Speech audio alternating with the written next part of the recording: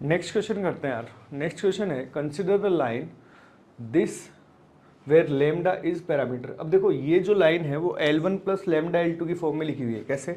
जैसे मान लो मैं इसको ऐसे लिखूँ x plus 2y minus 5 plus lambda वाली टर्म्स एक साथ लिख ली तो 3x plus 7y minus 17 equals to 0।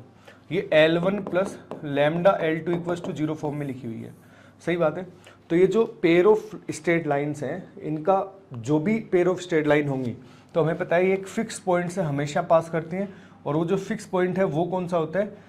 L1 और L2 का पॉइंट ऑफ इंटरसेक्शन। तो L1 और L2 का यदि मैं पॉइंट ऑफ इंटरसेक्शन निकालूं तो ये हो गया 3x 6y minus 15 equals to 0। ये है 3x plus 7y minus 17 equals to 0। तो इसमें से इसको घटाया तो y माइनस 2 इक्वल्स टू 0। तो y की वैल्यू आ गई 2, और y की वैल्यू यदि 2 यहाँ पे रखूँ मैं तो x plus 4 minus 5 equals to 0, x equals to आ गया 1। तो 1,2 आ गया ना, ये जो पॉइंट है ये 1,2 आ गया। फिर इसने क्या बोला?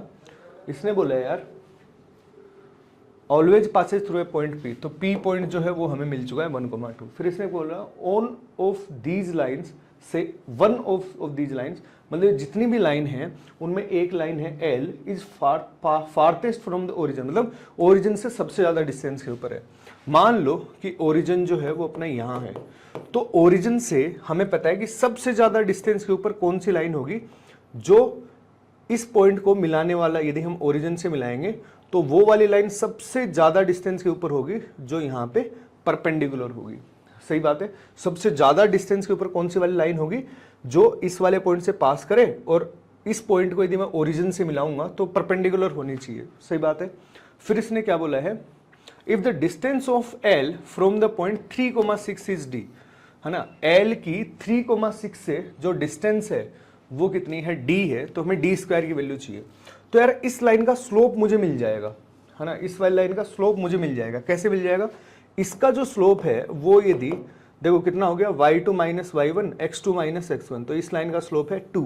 तो इस वाली जो लाइन है इसका स्लोप हो जाएगा माइनस का हाफ। सही बात है, क्योंकि परपेंडिकुलर है। तो इस लाइन की इक्वेशन लिख सकता हूं मैं, इस पॉइंट से तो पास करेगी, तो y माइनस y1 और स्लोप है माइनस हाफ। तो या तो इसको ऐसे लिख लो, x प्लस 2y, स्लोप हो गया माइनस हाफ, और 1,2 से भी पास करेगी तो माइनस 5 इक्वल्स टू 0। तो ये वाली लाइन की इक्वेशन ये वाली आ जाएगी। सही है। इसको 3,6 से हमें डिस्टेंस चाहिए, तो 3,6 से डिस्टेंस कैलकुलेट कर सकते हैं। -5 जो d है